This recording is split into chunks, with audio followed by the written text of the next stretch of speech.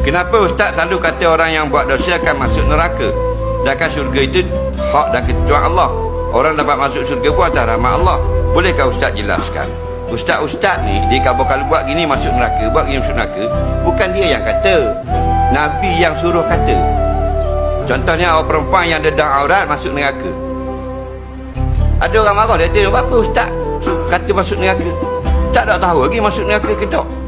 Lah dah tu ustaz tu bukan kerja welding. Kerja ustaz ni bukan welding exhaust, bukan pasal mozaik. Dia menyampaikan hukum. Hukum di dunia, hukum di akhirat. Nabi kata mana? Sampaikan apa yang aku sampaikan walaupun sepatah ayat. Nabi sampai apa? Contoh dalam bab ini. Dua golongan ahli neraka.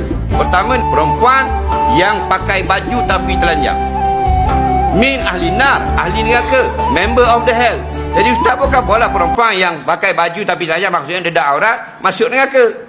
Yang tak bolehnya Nabi kata masuk syurga, ustaz kata masuk neraka. Baru tak boleh.